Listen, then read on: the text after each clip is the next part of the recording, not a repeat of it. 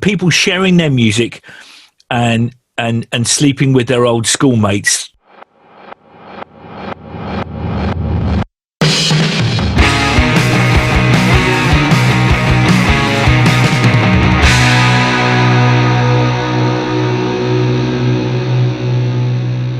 Okay, hello, welcome to the Fierce and Dead's YouTube channel. I'm here with my friend Simon Godfrey. We were just talking about how things have been a bit unusual this year, to say the least, and the things we've been doing. And we're just talking about YouTube, as it's something we both, spent far too long watching videos on, really.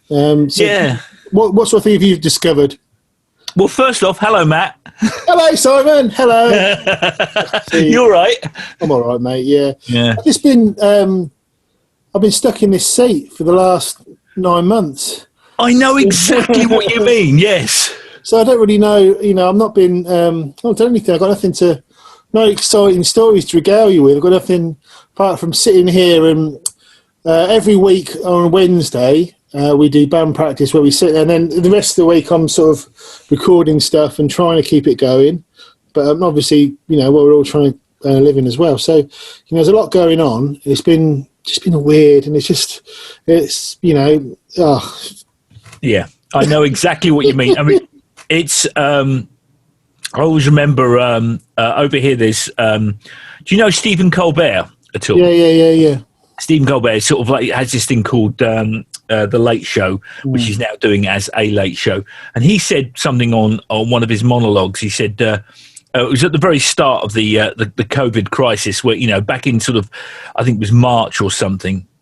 And he said, "This last week has been the longest year of my life," and that pretty much sums up what 2020 has been. It's been like the worst first dates that never ends, Yeah, it's just been. And I think I've had weeks where I've got a bit funny and a bit down about it, or I've had weeks where I've sort of coped with it okay. But been a case of a lot of ups and downs, to be honest, mate. And I think that's probably most people have had. I think initially it was such a shock. And then it all became sort of normal. And then as things opened up again, there's so much change in such a short amount of time that it's quite hard to sort of work out where it's all going to, you know what I mean? So you're just glad to be alive and glad to be still doing stuff. And you have to I was going to say, I remember Stacey and I were watching a film, and we've suddenly realised, I don't know whether or not you're like this, anything on TV that's pre-COVID, which has a crowd, go, what are you doing? Madness. Why are you wearing masks? Where's your masks? Exactly. It's weird. We were March, we did a gig at the Hope and Anchor. So there's 100 people stuck in that tiny room, the Hope and Anchor. And it was just before lockdown. So you imagine, we were lucky that no one got hurt, really. But at the time, we didn't really think about it. It's so hard to... No. And then the following week, we were off to the Netherlands to do a gig, and then everything just stopped. Everything was cancelled. We were supposed to be supporting Anathema. And obviously, 9 months later, Anathema is split up because of all the... it's so hard to run a band now. Charlie was supposed to play with Anathema. I was going to go out. I think Bruce Saul was going to be out there. Loads of people we knew. And Jerry was going from Prague, and, it was going to be a good laugh. And then all of a sudden that stopped. Then all the other gigs have stopped. And then there's all these terrifying stories coming through of what's actually happening in Italy, and then what's actually happened here. It's just terrifying. And, then you start worrying about the people close to you and your friends, and it's and obviously there's not just the economic repercussions of it. And so, we thought we'll get these few gigs done, and then we'll go and write a new album and get out. But writing a new album, the way, we have to do it now is by sending files to each other, which is kind of what you did. You did with Shineback years ago, didn't you? Yeah. It was pretty much sort of it was packets of discrete talent being thrown over the internet, basically, one way or the other. But I agree with you. It's completely upset. A regular. I don't know whether or not it's just like my advancing years, but that you felt a rhythm to the year. You felt, okay, well, there's gigs, there's writing, there's a release cycle. you know, and you know, the whole COVID crisis has completely upset that apple cart, and you were left sort of like, it felt a little bit like how it was when I was just starting out as a musician at 19, and I had absolutely no idea what I was doing, and I was just groping about looking for alternatives, really. All the you know, the things that we expected it to be will just disappear. But it's you know, and I suppose you have a bit too much time, you know, too much perspective, as Spinal Tap said. Too much time to think about, you know, what you've been doing for the last 10 years of your life, or 20 years, or 30 years. And, you know, I always,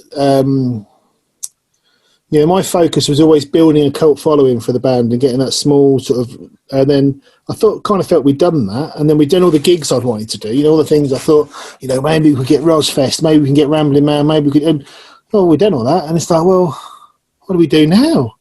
So you've reached your the Police at Shea Stadium moment.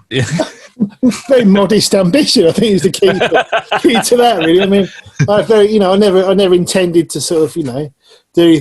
All I wanted to do was put a band together and do some nice gigs, and we kind of done it. And then I sort of thought, well, where do you go now? Where's the, you know, what's the, you know, it was a bit like, you know, where do you?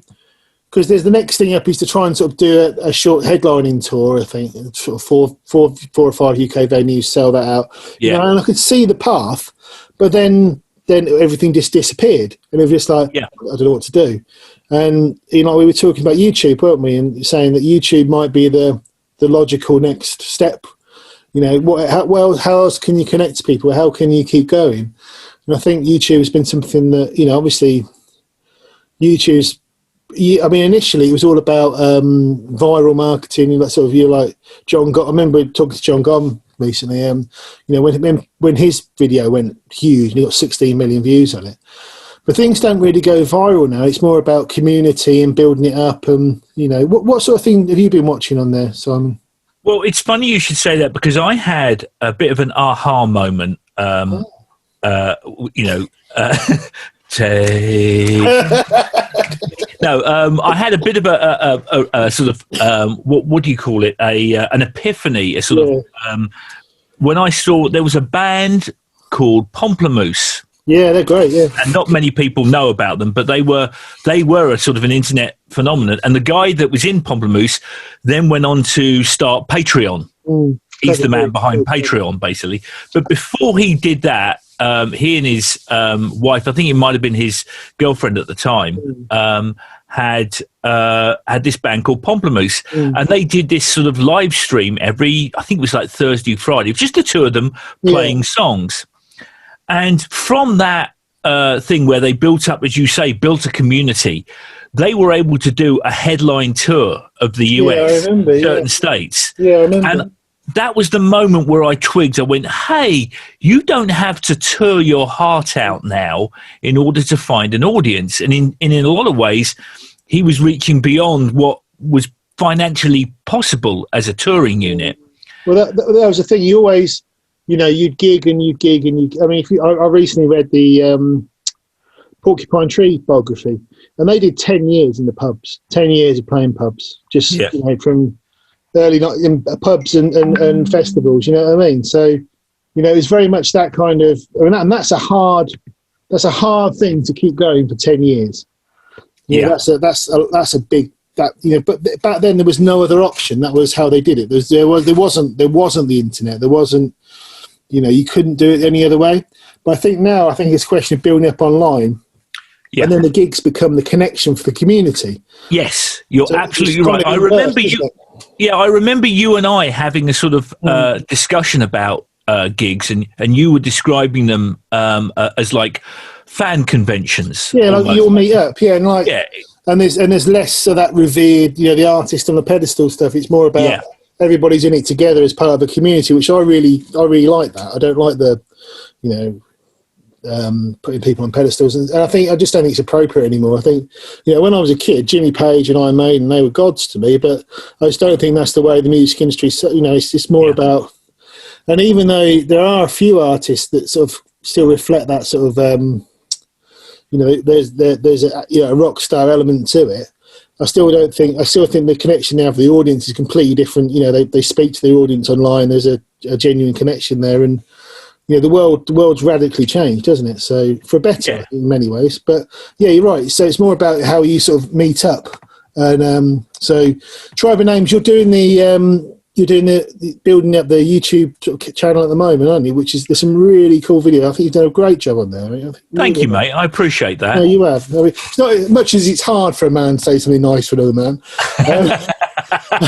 They look really good, and they're really well lit, and the content's good, and it's endearing and enjoyable and inspiring. And so, I mean, I'll put a link to the channel in this Thank video you. here. But Appreciate that.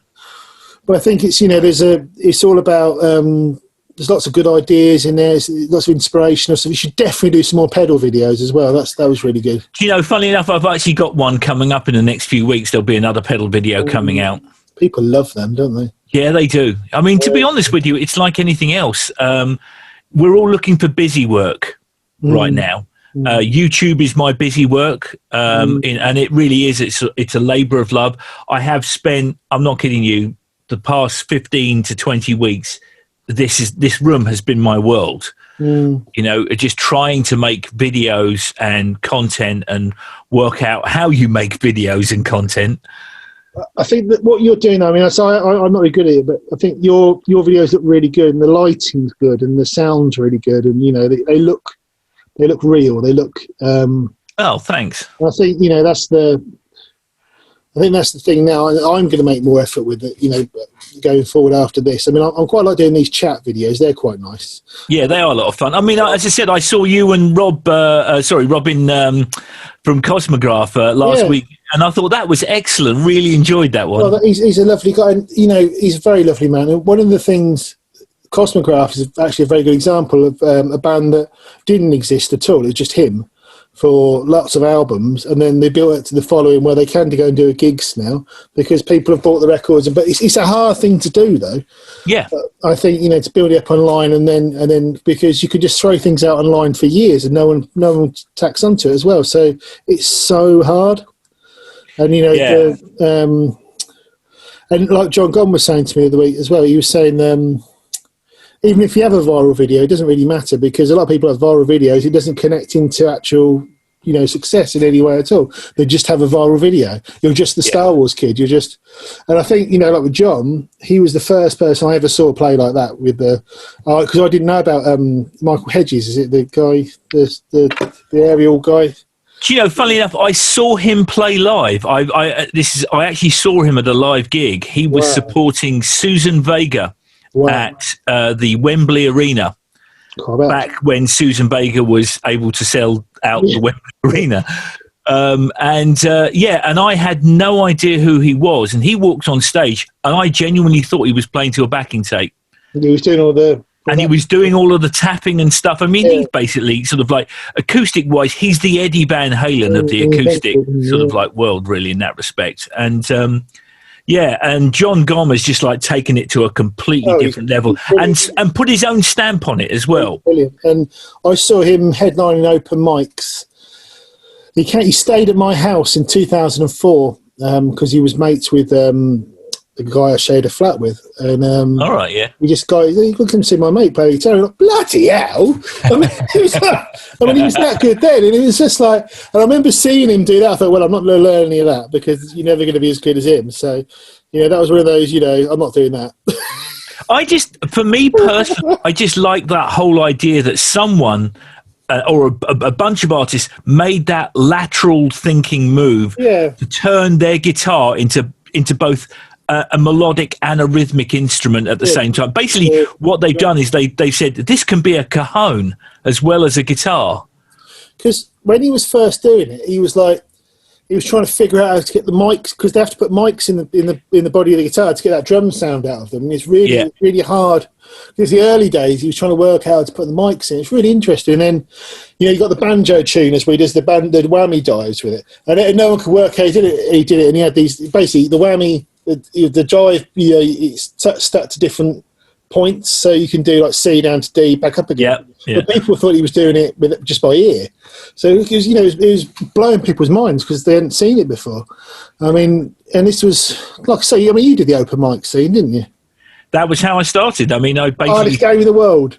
Yeah. I'm not kidding you. I mean, you and I both... Yeah, we both done it, and I did it for the first 5 years of my life. That was my life, was open mic nights. I was down at some place, somewhere in some back room pub in London or around sort of in the home counties, playing my music to 9 other musicians. Same, yeah, I did it as well. It hardens you up, doesn't it? Yeah, it does. And the other, do you know the one thing it taught me more than anything else was that you have to be on fire from the very first bar. Yeah. There's no sense of, you're not building a musical narrative. You don't have a set. You've got 2 songs, and you have to make your presence felt. And that's something which I've carried on through from that to the live shows with full bands, is that you just go. So, I mean, did you do the unsigned band circuit, the Hope and Anchor and the Bull and Gate and all that? Yeah, did all of that. I did. I played. What was the? There was one very, very famous pub which had like proper big time musicians like playing there, and it had a 6-month waiting list. And I can't remember who it was, but that was the most sobering evening that I ever, because I went down there. I'd been doing the open mics for 4 years at that point. I thought I was a pretty big deal. Yeah. And then I was in a room, and the person I was on afterwards was Tori Amos. So, yeah, good luck with that. Oh, was that the Cavern Club? Was it Cavern or the Cavern? I don't know. I can't even remember. I always remember that the guy was an incredible... What he did is he'd do this song where he would play at the very end, and he'd mention all of the artists that had played that night in this one song. And just basically, they were all A-listers. And I just felt, after thinking that I was, pretty good, I walked out of that place thinking, yeah, I am nowhere near close to those guys. I think doing those, so, and I said I've been there exactly the same experience. I have to say, the same things happened to me, and I think those experiences, like I say, when you, and I remember when we first started playing the Peel, and you remember the Peel, which was like this sort of progressive rock sort of, it's like the marquee of the late noughties, early 10s, and when I got to there, playing there, because I've been doing the Bull and Gate for years, and all those sort of really tough crowds. I mean, just people and open mics and that. And so getting to play, when people used to say to me, I'm sort of say, well, the progressive rock scene is this and this, and it's like, well, I've just gone on, I've played in front of 100 people, and they've all clapped, and I've been doing songs in funny timings, and people liked it. And that's not, you go out and play the Bull and Gate to 4 people, and who have all driven down from Northampton in the same car as you, and or you've all, they used to make you get a coach. You used to have to get a coach of friends down from Northampton. So you'd go and play the Bull and Gate in London to your mates who'd come down in a coach. I remember the band. Do you remember the band Strange Fish? Yeah. They were great proponents of that. That was what they bus in their crowd from wherever in the UK that they were playing, and they do this show, and they So as a result, if you ever were the support band, you got nothing. No one was interested in you that night. They were all down there to see the main band. I suppose that's one of the things that I remember the first time I did a load of prog gig. I can't remember what it was, but I was doing like a load of them in a row, and I thought, I'm sure that bloke, I was in Blackpool, I think, and I was sure that bloke was the same bloke who was in the front in London. And I thought, this is a bit weird, but it was great, and like that community really, I think I would have stopped playing if it hadn't been for it. If I hadn't have encountered that community, and the gratitude I feel towards them is so immense, because I think I would have stopped, because playing to no one in unsigned band nights is not fun. I totally agree with you. I have to say that one of the things which it's possibly that, and the open mic nights, the Peel and the open mic nights were kind of sort of the solidifying foundations of my drive to pursue a musical career into later life. Yeah, I think they were, they were, because it wasn't it was the other thing about the appeal as well. It wasn't. There was an audience for the music you're doing, and you're not, because the early, if you go back into the 90s and the early pre-internet times, sort of social media as well, the whole thing of being in a band at that level was to try and find a label and try and get a record deal, wasn't it? That was everything, right?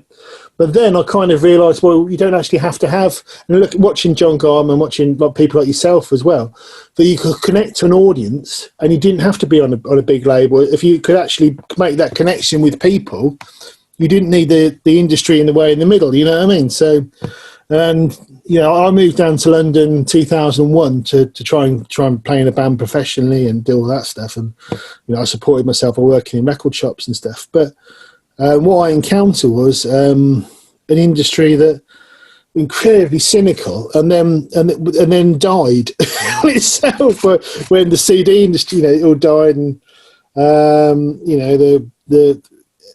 the whole industry collapsed, and then rose again. What they did basically is the music industry decided that they were only going to. This is the thing: is that they were only going to eat the strawberry and blackberry fruit pastels. Yeah. And so they just said, all of you guys who are middling, who could get, fuck all of you guys. Yeah. We're just going with the beautiful people with producers now. And it's kind of, in a lot of ways, it's gone back to the way it was in the 1950s.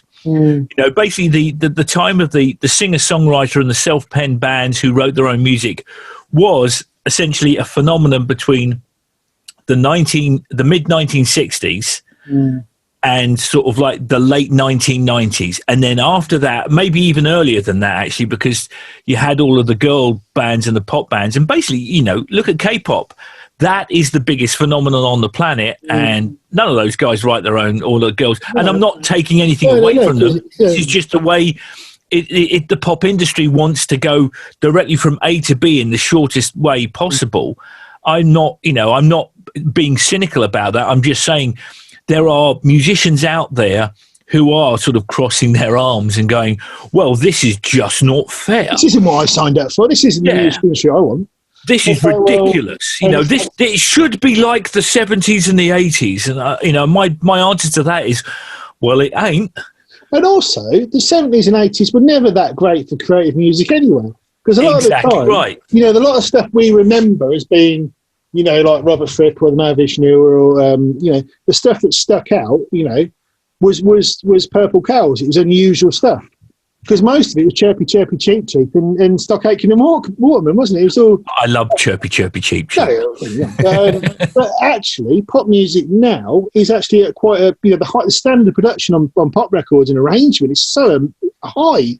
The quality of the arrangement is unbelievable compared to. But on the other side of it, you've got people like Billie Eilish who can produce an entire album, a multi-platinum, album from the bedroom with her brother. That's brilliant, that record. I like that, because that was one of the few things I was quite into. I really like that album. It was really cool. Yeah. But it just because it's so endearing and so it's very well done as well. But yeah, it's so much has changed in the last. Well, I think in the last year things have changed, because obviously with things that happened in the world, the world has changed massively, and we can't post the event in March, as it were. We've I think all this stuff has been accelerated, and it's more about building an audience online on YouTube, and Facebook is kind of a discussion platform, but it's not necessarily a music discovery platform. I don't think people discover music on Facebook so much anymore. Totally agree. I think they discover music on Spotify. I think they discover music on YouTube, but they don't discover music on Facebook like they used to 10 years ago. Well, that's because the monetization structure has completely changed now. They say that there's an up-and-coming website called Myspace, which I'm looking into. that could be the winner. Yeah. But actually, when I was really into Myspace, 15 years ago. Yeah, me too. And it was amazing. I used to... I got festival shows off Myspace. When I was doing the loop, guitar and loop stuff, I used to do loads of stuff off that. And It was. I mean, it's hard to talk about how revolutionary it was at the time. It was just unbelievable, wasn't it? That you could put your music onto the internet and people would hear it that you didn't know. You know, it was just like, you know, I know. It was unbelievable, and it sounds bizarre to even mention it now because obviously, you know, we live in the internet now. All our friends are 2D, aren't they? So you have to accept. Yeah. You know, I can put my hand behind you there, and you know, you live in my computer.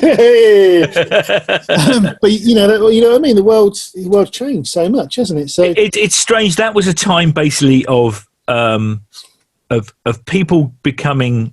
You know, people sharing their music and sleeping with their old schoolmates because they saw them on you know, and that really was like that for me. Sort of like was the flavour of the late 90s, early noughties. That sort of like that moment of the first inklings of interconnectivity. Yeah. I mean, before the cynicism, you know, really. It's awful now. Just disconnect it is what I'm interested in. Working out how to disconnect the internet more and not be online so much. And you know, but I think, I mean, the best thing our band have got going for us, you know, is our Facebook group. In that there's, you know, and it was like, but you cultivated that 10 years ago. The Tiny Fish Forum was one of the first examples I saw of that, where. You know, there was just people just chatting about stuff, and it wasn't a case of, you know, the band. It wasn't all about the band. It was about the community you built around that band, wasn't it? And you know, and I'll be honest with you, that wasn't a conscious decision. We'd started up the forum basically to sort of like to promote shows, but once people started talking about this, that, and everything, we suddenly realised, you know. Why not? This is all part of being part of a, you know, it's how people. I think I remember Jim talking about this. He said the Tiny Fish Forum was like being in a crowd before a show. Yeah, definitely. Yeah, it was good, and you know that's how I found out about Summer's End and Rosfest and all this sort of whole world of, you know, these these gigs and stuff where. You know, there was a community of people interested in this weird rock music, you know what I mean, which was really great. You know what I mean? It was exciting. And, you know, there was, but yeah, I mean, the world, like I say, it's just changed so much. So what's happening with Tribe of Names now then? What's the upcoming plans? Well, the up and coming plans is that we've had to, the way we've been doing it is that we've been releasing 2 videos a week. Yeah, I've been usually what I call the Monday Muse, which is just me talking to camera about various different sort of like, you know, ideas and thoughts about songwriting and the music industry in general, which is, you know, it's the usual sort of talking heads kind of thing. And the Friday ones we tend to do are mostly things like Friday sessions where we have a studio, which is just up the road from where I work here. And it's our drummer, Scott, has a large basement area, and we fitted that out pretty much as a live venue, and we set cameras up, and we would do these live takes of one song, and so we released those on the Friday sessions. So cool. And really, it comes down to sort of, you know, much in the same way as you guys, which is just generally sort of saying, this is what we do. We're not gods. We're just arseholes writing music in a room. Come join us. Come be part of it. And that's the plan, is to keep going through. I mean, obviously things. So you locked down at the moment, are you? We are, yeah. We had to suspend the Friday sessions because there's a, you know, I don't know if you've heard this, there's a huge spike in coronavirus cases over here in the US. Yeah. And we just didn't think it was fair to either of us, or, you know, either each of us or our families to get together in a room, even if we've got masks on. You never know. Yeah, well, that's why we haven't rehearsed since March. I mean, we're in the same boat. It's just not fair on the other people involved, and you know, it's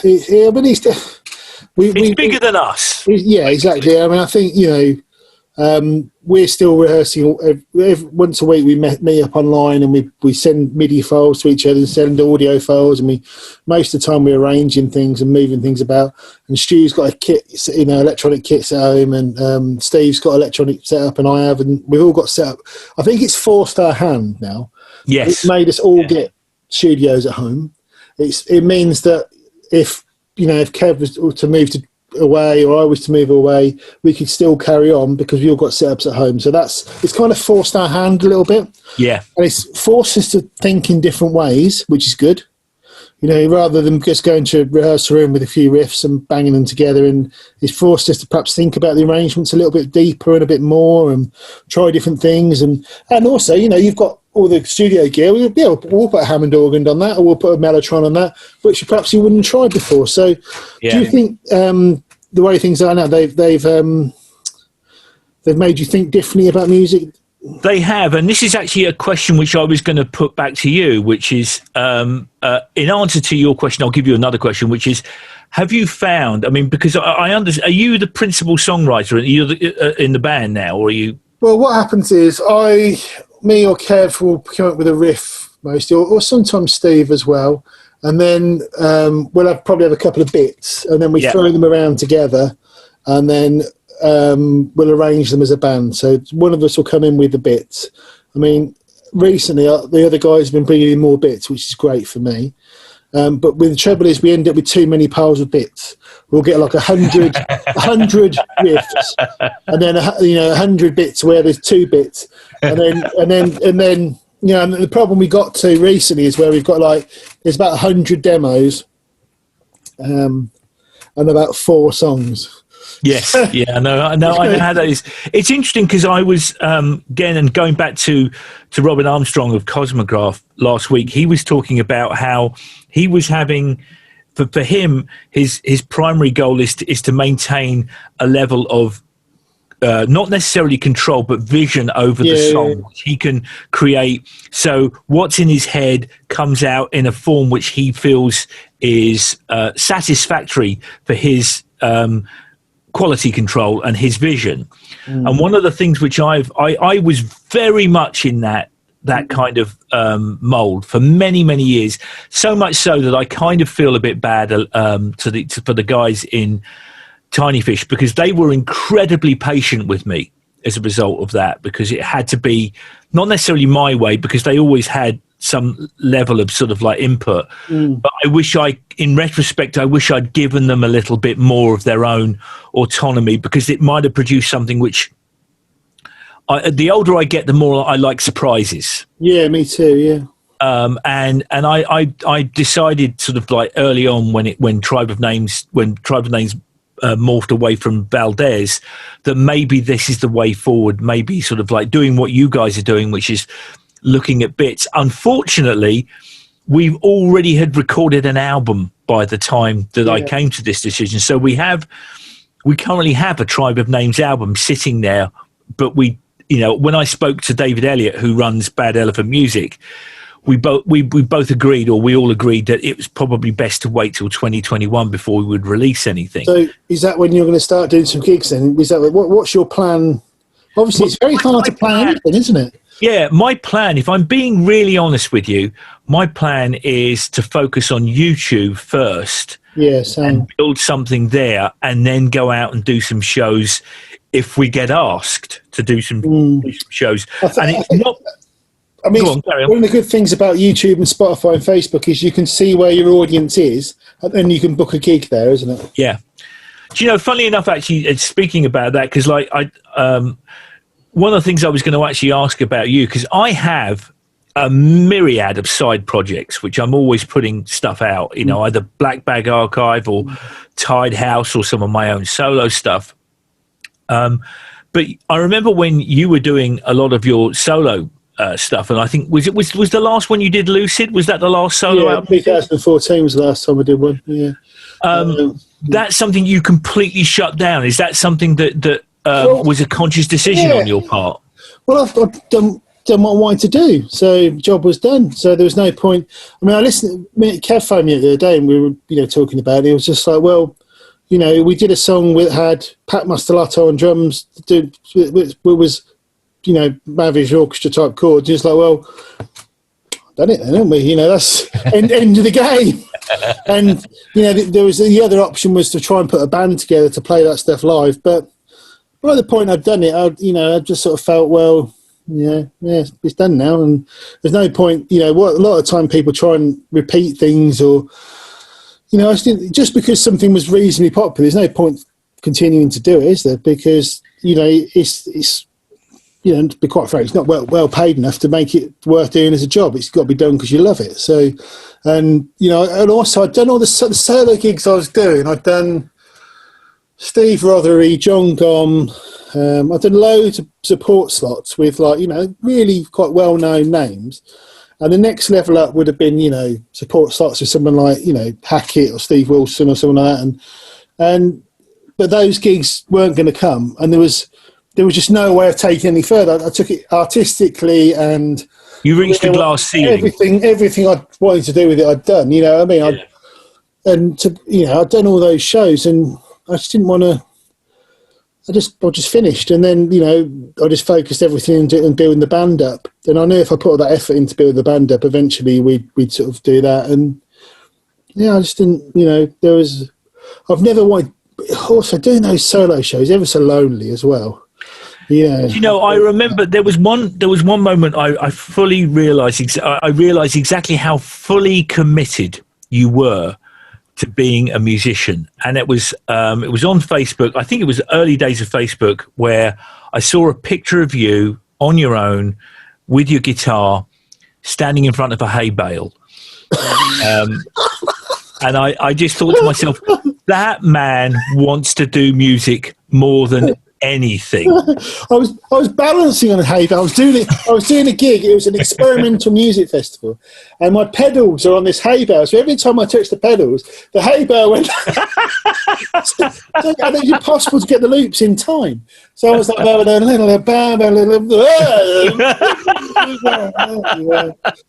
but it was a fantastic experience. I wouldn't have met everybody. I wouldn't have. I think I made a lot of friends doing it. I really, that's something which I these are the moments I sometimes see it with various different artists where I either gain an entire level of respect for someone, or I lose an entire level of respect. I'm not going to name names, but there are moments where I see someone doing stuff online, and I just think to myself, man, more power to you, or don't do that. Just don't do that. Just doing daft stuff. So Tribe and Anger, are you going to bring the band over to the UK then? What's the plan with that? We would love to. We nearly came over to play a couple of years ago. We nearly came over to play Summer's End, right? But we had money. We had money, and we played this what I would call a disastrous financial gig. Right. In Chicago, and the gig itself it was really good, but we decided we got this invite to play a festival in Chicago, and we went to Chicago and we drove. Now I don't know, for an Englishman, this was a very strange thing to have happen. 13-hour drive, isn't it? Yeah, I mean, basically, sort of like, I don't know if you're like me, but if any drive over 400 or 500 miles, there's something in my British DNA that thinks I'm going to fall into the sea. Yeah. Impossible. Yeah, exactly. And this drive went on, and we went through Pennsylvania. And I'm not kidding you, Pennsylvania as a state, it's 5.5 hours to the other end of the state. If I got in my car right now and wanted to drive to the other end of the state, which has Pittsburgh at the other end, that's 5.5 hours away. It's hard for us to understand that, though, isn't it? Yeah, and that's in the same state, And we were driving Chicago. That's 4 states away, And I remember driving through, I think it was Ohio. And we got to Ohio, and I was looking at this great big level flat plain of nothing as we were driving along. And I thought to myself, well, somewhere out there is Earthquaker Devices. They make their stuff out here in Akron or something. And I just couldn't get over that. And then we started out at 6 o'clock in the morning on the road. And we got to Chicago at 8 o'clock that night. Oh. And that was and that was for me, that was us going to play the Classic Rock Society up in, or going to Bilston. You know how you and I would go, wow, that's a long way away, Bilston. No, it's not. It's, that it really is. Like we went out there and we spent all of this money going out there, hotel rooms and stuff. And we came back, we sold, I think, 4 CDs and and it was over $1,000 for us to go and play that show. And that was the pivot point for me where I went, hey, we can't do this. Which just doesn't, there's just, the cost is, the cost of sales on that is, if you're selling 4 or 5 CDs and you're not going to, I think that thing where people, you got to do a hard gig. You got to do hard gigs. I don't think that doesn't make any sense. No. And that was sense anymore. Yeah, and as a result of that, we didn't have enough money to go over and play Summer's End. So do you think, or do you think you might do some acoustic shows? I mean, you could do solo acoustic shows, couldn't you? Do you know, I would love to do that. I really would. I mean, didn't they? Yeah, I remember we when you guys were playing Summer's End, was it 2015, 2014? Like that, I can't remember. Yeah, it was all. And I came over and you very kindly lent me your guitar. And I thought to myself, I could get used to this. This would be fun. Come over, play, just an odd show. And we spoke about this whole idea of doing. It's a great idea. Get acoustic, a load of our mates and stuff, and just get like 4 of us, do half an hour a night each, have a few beers, and do 4 or 5 gigs. It'd be fantastic fun. I'd still love to do that. I mean, I would. That's the only time I'd do the acoustic thing again. Just because it'd be fun. And I'd do half an hour of acoustic stuff, and perhaps we could jam or, do some songs together and get some other mates involved. I think it'd be really cool. I would do that. If you want to do that, I would do that. But yeah, I'd definitely still be up for that. Obviously, sort of COVID permitting, maybe sort of like, in a year or 2 time, when we find our way back to the UK. That was something I've always, I remember you and me and Alan Reed and I think it was Tom Slatter as well, sitting down just during in a pub. And I think that was the night we came up with the idea of it, didn't we? I think it's a really cool idea. I think we really, perhaps get Andy Tillison or something, try and, we know enough people that I think if we did that with sort of 4 or 5 people, and I think it'd be a really good laugh. People would want to come and see that, if only to see us fall on our asses. Exactly. I think you probably draw enough people, sort of 100 people a night to do it. And whereas, it'd be like a meet-up, with people who knew friends and friends and stuff online. I think it'd be a fun thing to do. And I think they're the sort of, rather than doing, because like the gig circuit is, some of those festivals, it's like they're great things to do, but once you've done them once, it's like with Summer's End, it's like I've spoken to the guys who organise, and they're the most lovely people, and I'm a huge fan of Summer's End. But if I was going to do that again, there's no point us going back and playing an open slot of Summer's End because we've done that. There's no point us going back and playing a lot of these festivals because we've played them once already. And I think what works best at festivals is either big headliners doing a greatest hits sort of thing, or a new band that people go, oh, I haven't seen that before. Like when Knife Well played Summer's End, or or Thumper Monkey terrified everybody at Summer's End, or those sort of things that really work. But rather than, I just don't want to be, not them again. You know what I mean? I always remember there was we were at, you and I were at Summer's End when Knife World played. Yeah, great, weren't they? And I just remember sort of like because it was. Knife World were a very sort of left turn for Summer's End, and a very brave decision. I'm very, very happy they did it. On them, and Knife World just came on and were amazing. And I remember looking round and all of these folded arms and stern expressions gradually falling away as people's jaws fell to the floor as they were playing. Those are the moments which I love festivals for. Me too. Yeah, I mean, when it works, but the festival. I mean, Stephen Lamina. They do such a fantastic job of booking our festival. It's so hard to sort of because they've got to keep the people happy.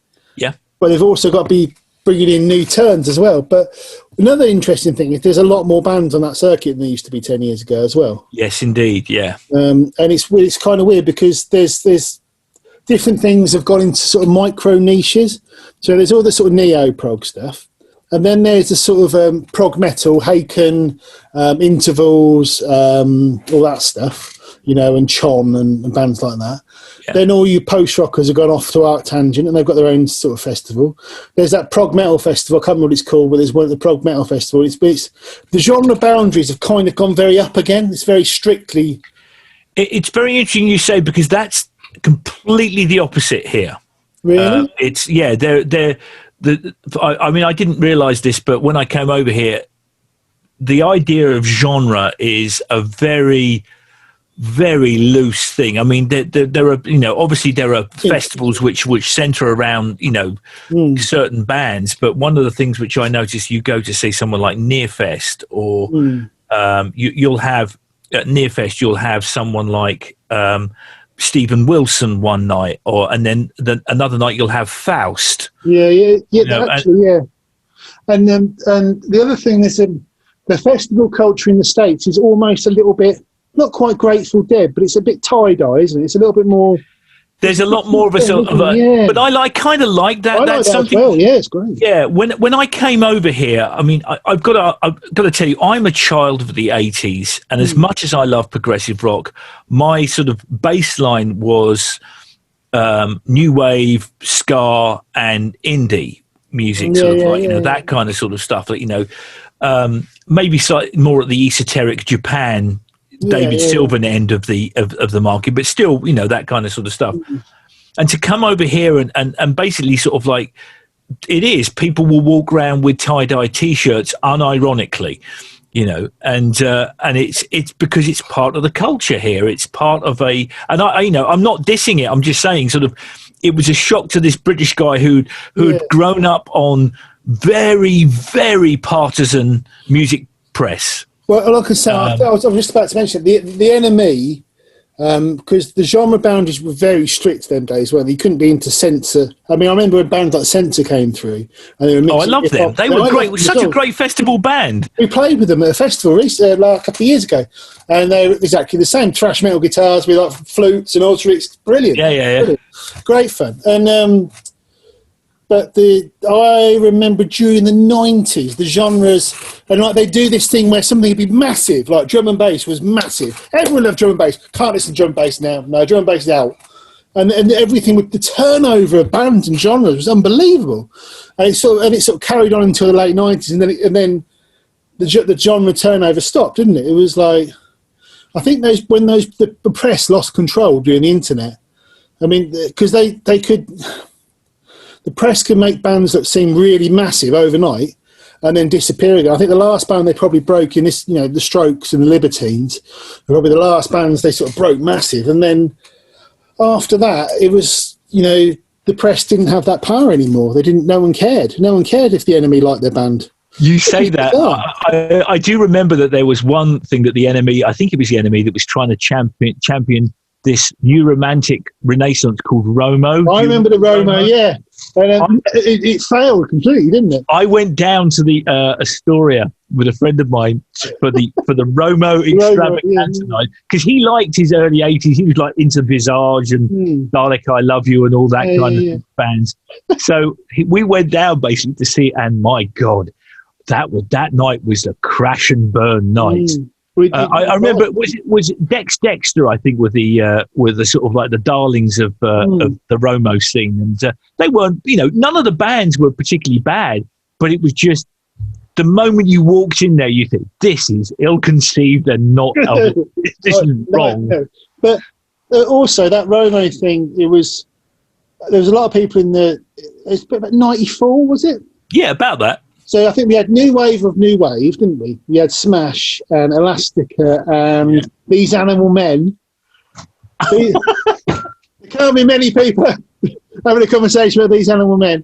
There's a These Animal Men documentary on Amazon Prime if you want to look it up. I watched it. But yeah, These Animal Men, Smash, and all those sort of bands. And then they tried to bring that Romo thing in, and then Oasis arrived, and you know, and the reason Oasis won is because they had good songs. Yeah. They had songs that people liked. I mean, those first two Oasis albums, I mean, one of the problems is they were so omnipresent in culture at the time that it's hard to listen to them out of context, but they're good tunes. Live Forever is a fantastic song. I mean, like Whatever is a brilliant song. Wonderwall was brilliant. They were great tunes. They were fabulous tunes. And do you know, interestingly enough, when they were first breaking, I remember hearing their first track. I can't remember which one it was, but it's the one where Liam's stuck on a wall on a garden chair or something. Yeah. And they bury the drummer. Yeah. And anyway, I just thought he sounded like Robin Hitchcock. Yeah. I had no real sense that they were trying to make themselves out to be the next Beatles. And kind of when you think about Robin Hitchcock, he had that Beatles-esque Sid Barrett kind of vibe about them, which you could ascribe definitely a little bit of Sid Barrett to the Oasis sound on those early albums as well, I think. Yeah, it was. But that was an exciting time for music, the Britpop thing, I think. But yeah, by the way, made absolutely no splash over here. Well, this is interesting as well because the UK press tried to sell us that Oasis were massive in America. Well, they were fairly big, but they were known more down to the fact that it was they knew Wonderwall, and the fact that the brothers hated one another, and they wouldn't turn up to gigs, and that was really what made them famous over here. Like it was the unpredictability of it all. But I think to do well in America. I don't know what it's like now, but in those days you had to tour, didn't you? You had to do what radio did and go and get in the bus and just tour until people got sick of the sight of you, basically. Didn't you? That doesn't work here any longer. There's not enough money for it. It doesn't. If I was talking for a brutally business sense, cost of sales is too high, so it takes too long. Yeah, I was going to say, this brings me around to something which I wanted to ask you, which is the whole idea of visas and actually traveling places, because I know that you and the band were looking forward to doing, really sort of like getting your hands on Europe, basically. Well, yeah, we were supposed to be playing at, we're still supposed to be playing at big prog festival in Europe. A couple of big prog festivals in Europe, 2,000 people in the audience, but who knows? I mean, we costed it out. You have to pay for carnet for all your gear. You can't sell merch unless you send the merch out there first. You need to get a visa for the country you're working in. You need to pay for your own health insurance because you're Europe-wide. So it's going to get expensive. Very, a gig that you could have charged a promoter for 500 quid to play for nothing, you now have to charge them 1,300 quid to play for nothing. So you still got to hire a van and get accommodation when you're out there. But we used to have to do that for probably 500 quid. So, and then we'd probably lose, I don't mind going out and doing a show like playing in front of 2,000 people and losing 100 quid. That's fine. Yeah. But I don't want to go out and lose £1,000 because we can't do it. We literally, that's 5 days in the studio, isn't it, to make an album? I mean, that's one of the things that we'd often talk about is that we'd see people on the internet saying, "Why aren't you playing in my town?" And you think to yourself, "Well, okay, if you want to shell out 1,500 quid for your ticket." Yeah, well, this is the thing. One of the things we did do last year, which is really cool, we took Facebook apart and worked out where the biggest groups of our audience were. And then we booked a gig in Manchester in a small venue, found the smallest venue you could find that held probably 80 people. And then we sold 70 tickets, 10 for guests, and we sold it out because we used the data from Facebook to work out where the fans were. So rather than touring around trying to find people, we used the data. And then the next thing we were going to do is do a gig in Bristol because we knew we had 70, 80 people down there. And if they all bought a friend, we could probably sell out the smallest venue in Bristol. And then, we can do a tour now. We can do 200 people in London, 100 people in Manchester, 100 people in Bristol, 50 people in Edinburgh, right? And we can do that, and we won't lose any money if we charge 12 quid a ticket and we hire the venues ourselves because we've got this data now. So we can do these 4 gigs, and then we don't necessarily need to do any more gigs because we've gone to see the people who actually wanted to see us. Plus, you get the press of a sellout tour. Exactly, and nothing looks better on the website than Manchester sold out, mate. Sorry, I can't get you in. Nothing makes people want to go to something than stopping them going to it. Yeah, you're not wrong. It's true. It's the most, it's the most true thing. So, So yeah, in terms of gigging, we're going to look at building up on YouTube. And I think, like I say, what you're doing is a really clever thing. So, and I think it's the best way to do it. So, what's it like playing with American musicians versus British musicians? How different is it? It's the first thing that I found was gigging wise. It was exactly the same. The vibe in an audience was exactly the same. The only thing that sometimes you have to worry about is the cultural references and talking too fast. I have a South London accent. Most people, for some reason, I don't know why, they think I'm Australian because I have a South London accent. We've got Australian as well. Really? I'm from Northampton. Yeah, but I don't know why that is. But the bottom line here is apparently to the average American lady or gentleman, I sound like an Australian, apparently. So I have to do, whenever I get up on stage, I go a little bit Hugh Grant. The thing is, I don't know if you've got an accent at all. To me, you haven't got an accent. Well, yeah, that's... And that's, I always remember being at a gig and someone sort of saying, I love your accent. And I said, thank you very much. I love yours. And she said, I don't have an accent. And to which my answer was, well, you do where I come from. But I always find American musicians seem to be, I don't know what the word is, probably a bit more competent than us. Do you know, that is something which I have found is that, and I know the reason now, after a few years of being here, why American musicians tend to be, on average, a little bit more technically competent than British musicians, which is that they have music school. Yeah, they one of the things that they do. They still have a music program over here, and they still have after activities like marching bands and stuff, where everybody, and it's competition. It's like in some ways they've turned music into a sport over here. Yeah. And the standard of playing is insane, isn't it? I mean, for example, take our drummer Scott Miller. Scott Miller grew up on the drum line for drum competition. Yeah. As a result, he knows his rudiments and stuff. He can play all of the tricky stuff, and he can play to a click track, and and like all of the guys in Tribe of Names have music school experience for the simple reason that it wasn't the case that they chose it, but it was like an after school activity or something that they were part of. And some of them, it was actively discouraged in the country. And everyone learned to play off an Atomic Dustbin B-side. Trying to work out the lyrics. I remember learning to play along to a 7-inch of Money for Nothing by Dire Straits, just because all I had. I'm trying to...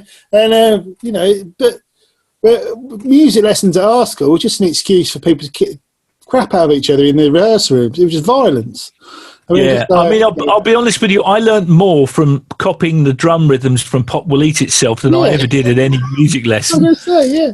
I mean, it was, there was no culture of musical excellence at my school. It was just people used to punch. You used to go in those rehearsal rooms and punch each other, and it was incredibly violent. Incredibly, there was no if anything, I look at the internet now and I watch the newer bands coming through, and the standard of musicianship is unbelievable. It's no longer a sin to be able to play your instrument. Again, it comes down to a very partisan music industry during the 80s, or should I say music press during the late 70s and 80s, which basically frowned upon any level of musical prowess, I suppose. I think that's one of the things, a band like XTC, we talked about XTC before, but they were a band that they could really play, couldn't they? Yeah, they don't. Yeah, and that was probably a bad thing in those days. Yeah, they played it down. How many band members? I know you only have to look at. I remember seeing who's the guitarist of the Cult. I can't remember. Just an awesome player. Yeah, he's a really good rock guitar player. My God, did he play that down during the 80s, Yeah, because it was shameful to be able to play an instrument to any level of competence. It was unbelievable, really. That the only thing I can say is that if there was one thing that it did help for, is it pushed the old 70s tropes to the back of the queue, and people had to invent new ways of writing songs. I think there is that thing of that. It was all about ideas, and I think I say it's probably British bands are probably better at ideas, and American bands are probably better at playing sometimes. But there's a. Having said that, though, most of the British bands ripped off the Pixies, so it was very true. There's a great band in Chicago. I don't know if you've ever heard of them, called Cheer Accident. I've heard, they're like a proggy sort of avant. Yeah, sort of like a very. The best way to describe them for me, and this is a very, very poor way of doing it, but just to give you a ballpark, they're sort of like an American Knife World, basically. Yeah, I've not heard them. That was what I kind of imagined they'd be like, yeah. Yeah, and it was I saw them, funnily enough, actually at the same festival that we lost all that money on, and they were just astonishing. They walked on stage, and I don't think they've been around for years, and I don't think many people in the room either knew them but by the end of the evening, everybody was looking at that stage. They were amazing. One of the problems is, though, bands like that who have got those sort of level of players, it's very hard. I'm just to put Sheer Accent. I'm just putting it on my phone so I don't forget to listen to. But bands like it's very hard to keep the lineup together because they are such hot musicians that they've all been asked to do things. It's just a bit like that with Knife World. They're all being pulled in different directions because they were. Cheer Accident are very much going back to what you're saying, but they're very much an ideas band. Mm. They think and feel and play the music quite unlike any other band I've heard. Actually, I've just downloaded on my phone now, so I'll listen to them after we finish talking. Because all right. Anything I'm always looking for new stuff. I'm always looking for interesting stuff, and it's weird really because obviously Knife World in this country, they've got a following, but they're not as popular as some of the other bands. You know what I mean? But they're a great band, and I think the world of them. They're lovely people, but it's weird. Brilliant band as well. But it's one of the things. The UK is still very much, genre based. I still think this, like they're a psychedelic band, they're a prog band. I can't go and see them because I'm not into prog. Yeah, I like them. I can't go and see them because I'm not a prog person. Yeah, it's like so. A lot of the similar ideas that Carvus was doing with Knife World, he's doing with Gong now, and Gong very similar sort of ideas, but they're accepted more because I like Gong. It's just bizarre that the way. I think it's a case of tenure. One of the things which I remember joking with the guys. When it became obvious that I couldn't carry on with Tiny Fish, both because of my tinnitus and because I was, planning on moving, I did joke with them. I said, look, we'll come back 10 years later. We'll be bigger than we ever were. For the simple reason that everybody loves a reunion. Do you think you'd ever do it? No. No. And it's not because I don't want to. I love those guys. I think, I think the world of them. They were my mates before they were my bandmates. But the big problem here is that there is just, if I'd have stayed in the UK, maybe there would have been some way of doing it, because I know that Jim Sanders, the guitarist great guitar player, he was always willing to put the effort in to fly back and do shows. But I think I know for a fact that Paul told me that our bass player in Tiny Fish, Paul Warwood, he said he just it was not, he was done with music. He didn't really want to do it any longer. But people change their minds. You never know. But we did kind of get back together for the Secret Eve album, which was all of the B-sides and unreleased material. And I remember there was a song which was off the very first Tiny Fish album, which we never released, called The Clock, which is like this 12-minute thing. And I said, look, I think I can redo this. And I think I can remix this. But the guitar solo is pretty indistinct. And so I contacted Jim and said, would you be up for redoing the guitars on this track? And he said, sure, no problem. So, it was great. Last year, I got to work with the members of the band again, and that was a really nice feeling. And it was so funny how everybody, even though we were doing it at a distance, the vibe was exactly the same. I felt, that was a lovely moment for me. So I'm glad that we got to do that.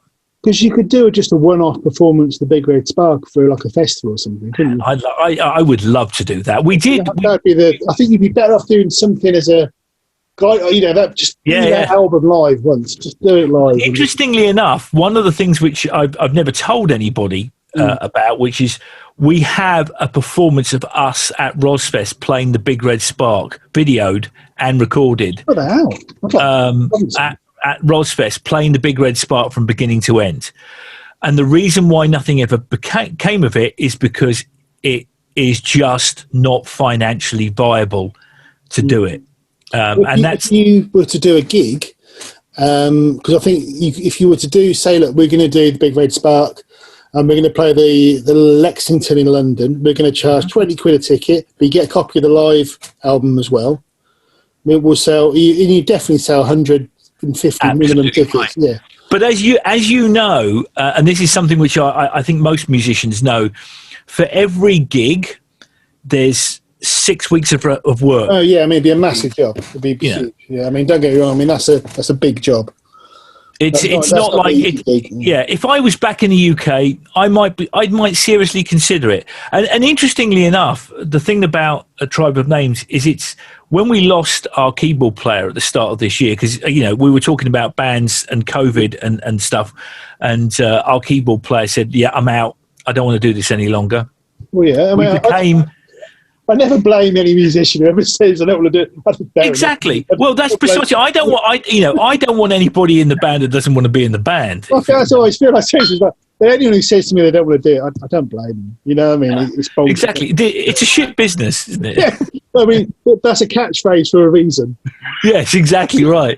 But when we started up as Tribe of Names, I always remember Robert Fripp was rehearsing with what was going to be a band called Discipline back in the early 80s. And he said, I was driving home from one of the rehearsals with Bill Bruford and Adrian Ballou and Tony Levin.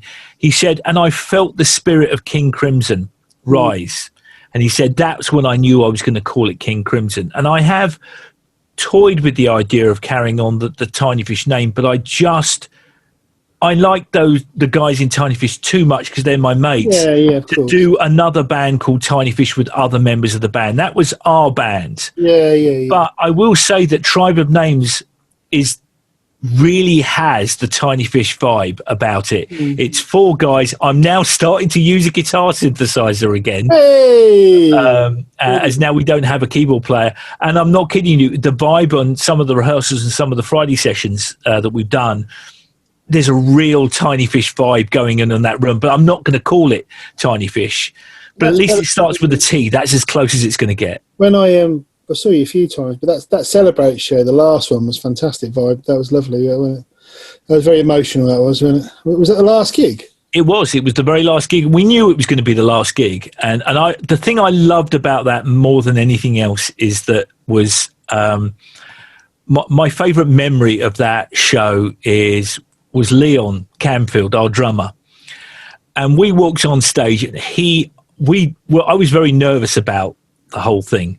We walked on stage and he just started taking the piss, I think, out of the sound guy or whoever it was that was doing the sound. And we knew the sound guy. He was a lovely bloke. And the appeal guy, wasn't it? Yeah, he was the appeal guy. And all of a sudden, like, it was just another gig. We knew it was the last gig, but it was just another gig, and we all relaxed. The audience were like loving it, and we were just there was banter going on as we were between us and the audience as we were doing the sound check, and that really, I couldn't have asked for a better last show. Really, I find a lot of those gigs still blurred into. I mean, there was doing so many of those sort of shows, but that one really sticks out. I think IQ were headlining, weren't they? Stephen Wilson was there, wasn't he? Yeah, I think it was. Yeah, it was IQ were headlining. I can't remember who else was playing.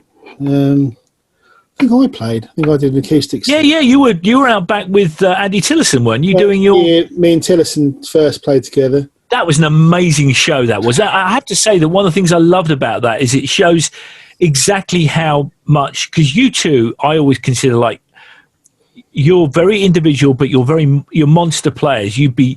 Both of you would make astonishing sort of like A-list sidemen as far as I've never felt like, I've always felt like I'm a good character musician. I'm good at doing very specific things, but I've played with Guthrie Govan and John Gomm, and I know what proper musicians are. You know what I mean? Don't get me wrong, I know my place. Yeah, but they could never do you. That's the thing. No, I'm good at doing stuff that's unusual and quite, sort of all right. But like I say, we did those gigs with Aristocrats, and I know that there's those guys, and seeing John Gomm and all those, just monster players, people who you can do it. Yeah, they're the ones you can. Yeah, they're the ones you go. They can play anything. They can play wherever you want them to play. Off they go. You know what I mean? I'm sorry.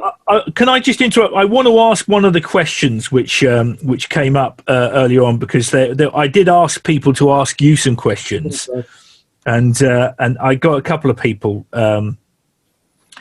And one of them was like from a work colleague, I would say, or label colleague, a guy called Daniel Zambas, who's in just released was it an album called Citizen? Isn't it? Yeah, it's good though. It's quite broad calendar, isn't it? Yeah, I like it, and it's sort of, I think it's got a sort of like vaguely Radioheady kind of Kid A kind of vibe to it as well. But he sort of like he said he asked a question which is, when did you find yourself thinking your musical perspective had changed creatively and with your aspirations? Like, what success looks like and how you think of yourself as a musician?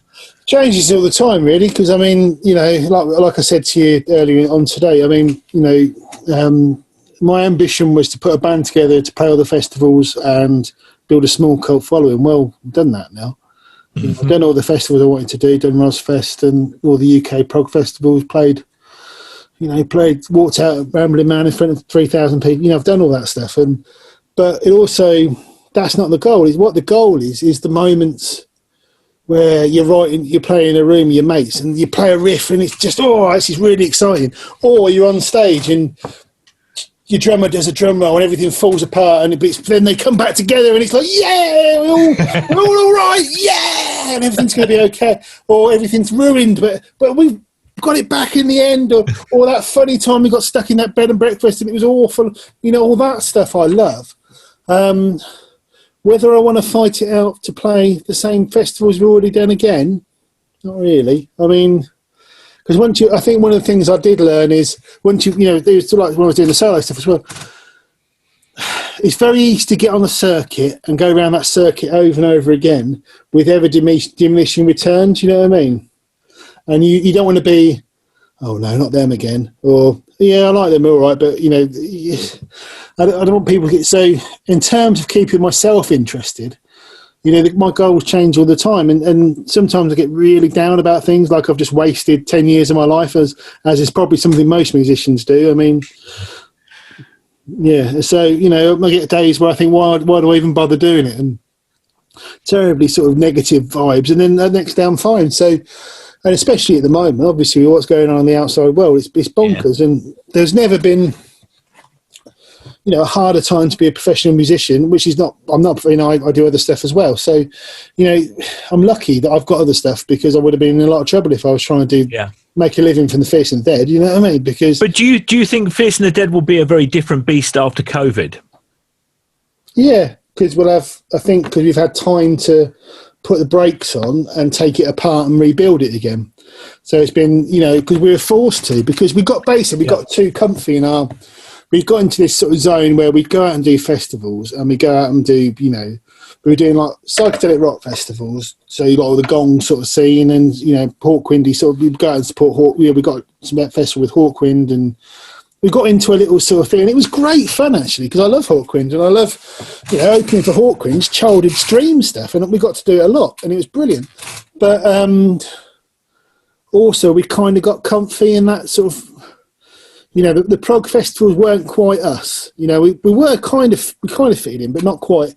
And then we got into a sort of space rock sort of festival thing, which was great, and I loved it. And it's such, people are so cool as well. It's such lovely people, but it's too easy to get into just because something's comfy doesn't comfort zone. Yeah, and it was just like, So we need to do other things, really. So, but yeah, so I mean, there's a brilliant one called Cosfest, and the guys are so cool, and I'm just thinking the world of them. And it's just, you know, they had Osric Tentacle. If you like Osrics and Censor and all those sort of bands, and we did loads of those sort of things. But wherever we've played, I've never felt like we really fit in. I never felt like there was ever anywhere we played where we were always the odd band out. We were always the weird ones, the ones that, you know, we didn't sound like, you know, we played with Hawkwind, but we didn't sound anything like Hawkwind. And the guys in Hawkwind really liked what we did, which was great. But it wasn't, you know, we didn't fit in. And a lot of the time, you know, I can't remember what he said to me, but no one ever got famous supporting Marillion. And it's like Marillion fans want Marillion. That's what they want. Hawkwind fans want Hawkwind.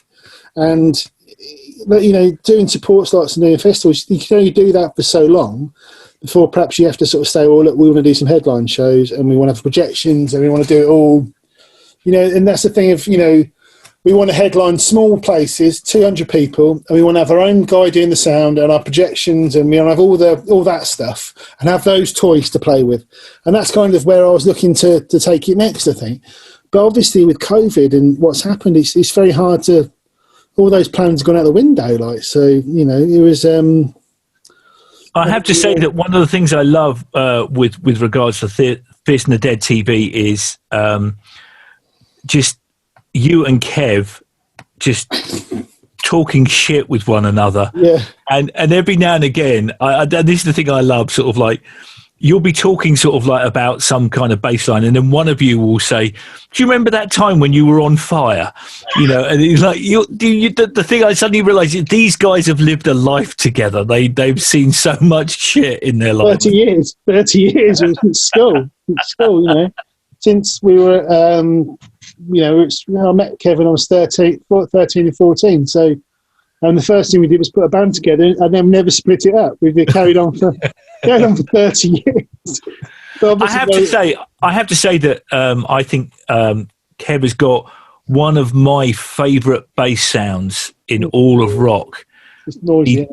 There's something, and the thing is that there's something about how the four of you guys fit together as a sound, because like Stu has this volcano, it seems like, as for a drum kit, and then the two of you sort of dance around Stu and Kev like fireflies, sort of like creating these like melodies, sort of glittering melodies and stuff.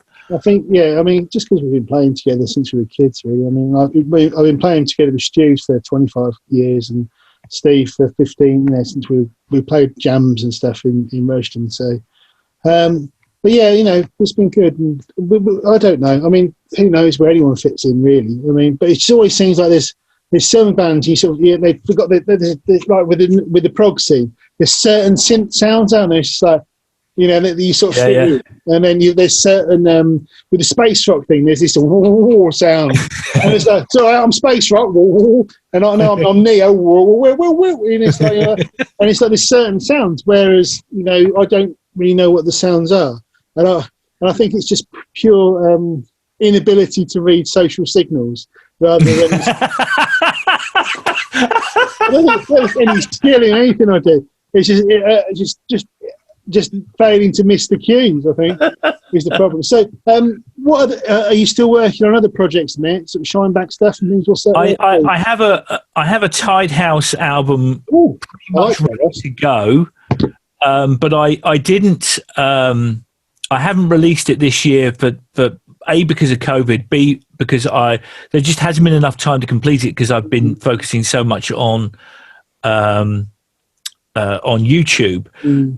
The thing that really got me was, and not many people know this, is that Tide House is the most commercially successful album project I've ever done. Is that because you released it? Country mile. Because people use for publishers for film.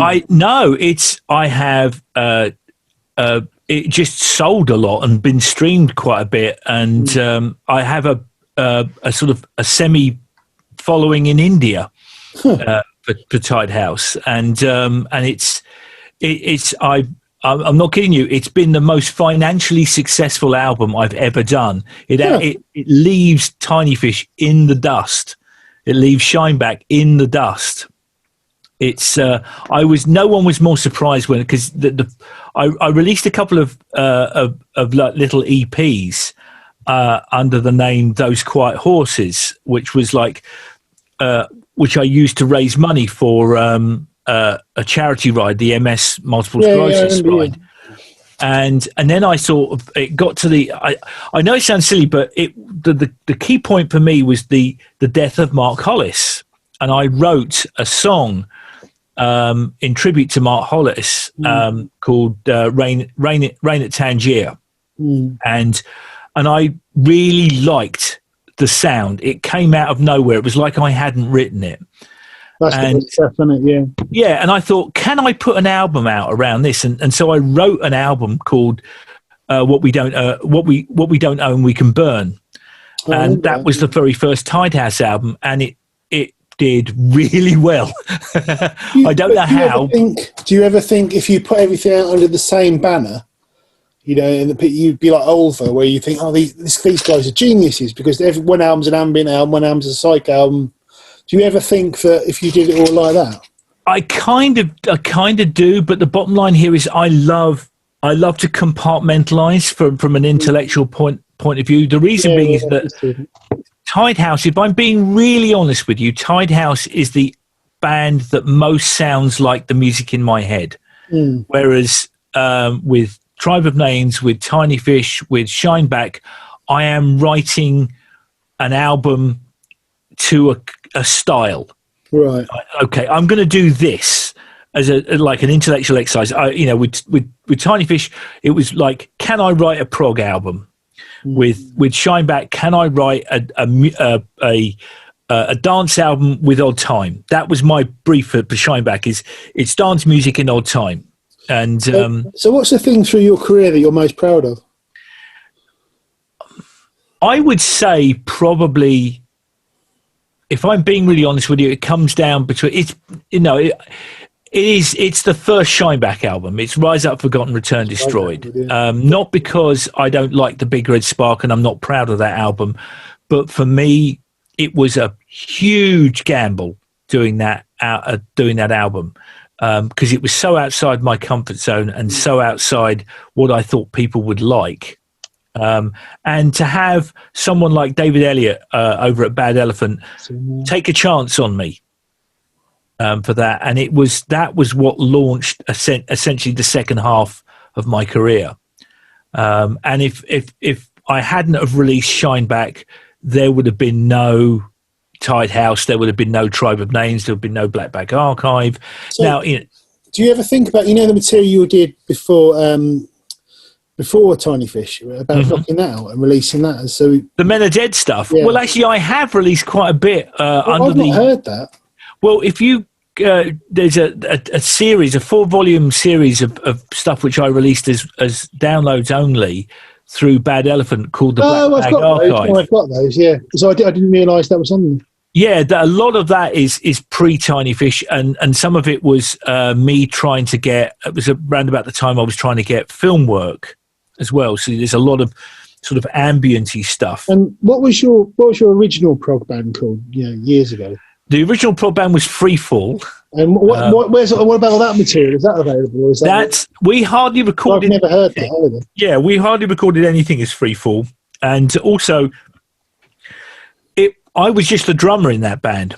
I didn't write anything. It's weird. So as a result, it's kind of not my call to release any of that stuff, if you know what I mean. Isn't it weird though that all those bands it's exactly the same with me. The stuff that I did in the 90s with my mates, and there's a few tapes of it about, but.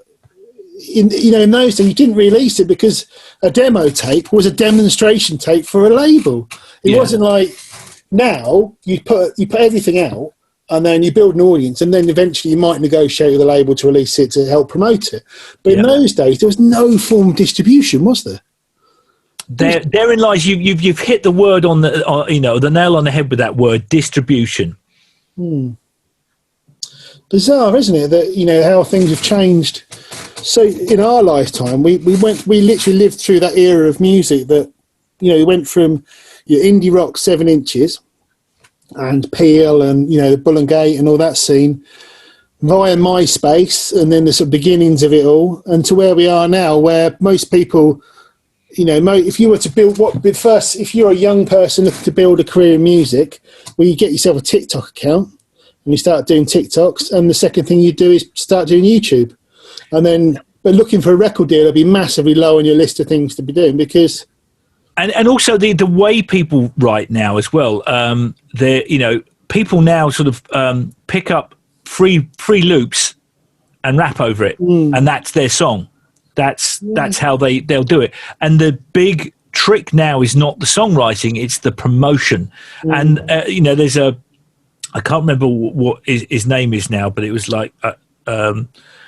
But there was a guy over here that had a sort of like a rap stroke country and western song, and it's the biggest selling single of all time. And there are people out there who might be listening to this which don't understand that there is an entire music industry out there happening, you know, that they have no knowledge of. And I was even shocked about this. And he did it by effectively cobbling together memes into a song and then rapping over it. And essentially it feels so alien to me that's how success, that's what success looks like, but it is, and I accept it, because the bottom line here is that to deny it means that I'm an old fogey, and I want my 18-year-old self refuses my head to be the guy that says that's unlistenable. No, I'm the same. I mean, I like to. It's weird because I don't really feel part of any culture really at the moment. I don't really feel part of anything. You know, I don't feel like part of. The mainstream's entirely hip hop now, isn't it? But it's like there's the prog metal thing. I don't really get. I like it. I like the playing, like Polyphia and Haken. I think they're really good players, but doesn't engage with me. The neo-prog thing I don't really understand because it's so ingrained in the past and so all about remembering. It's all nostalgia. It's all about... It's the prog country and western, basically. That's what it essentially is. And I don't mean that in a bad way. I'm talking about it's a museum now that you visit. And it's a very pleasant experience. But, it is basically people reinventing that wheel to serve the need for new music in a style that they already recognise. Yeah, and I'm the first one to listen to bands that sound like Bob Mould. So don't get me wrong, I'm the same. But and also, it's very. I find it hard to find new music I really love. I find it easy to find stuff I like, but not stuff that I love. You know what I mean? That gives me the same feeling as I had when I was a teenager or in my 20s, you know what I mean? So, well, I can help you out. I said I can help you out a little bit with that because I remember the bands that always intrigued me were the ones that made me feel uncomfortable first. Yeah. So whenever I'm listening to stuff out there, and I there are 1,000,001 bands out there which I know of and cannot remember the names because let's face it, no one really these days releases an album of material any longer. They're a moment and in time, basically. It's all about singles in terms of Spotify and YouTube, isn't it? Exactly. And because the playlist is king. Who knew that a mixtapes would take over the world? But that's exactly how it is. It's very much moved towards the playlist, the gym playlist, or I remember we had like thousands of people stream our thing, and it was Stoner Rock Gym or something that we were on for about 2 weeks, and we got loads of people listening to us on that. But yeah, I mean, world's changed so radically and so quickly, and it's just a question of keeping up with it and just keeping going. Yeah. Right, I think we're probably done in terms of a chat. I think we've put the worlds to right, Matt. Thank you so much for letting me be a part of this. I really appreciate it. It's great talking with you. To see you. Right, I'm going to press stop now, but thank you so much. Right, I'm pressing stop.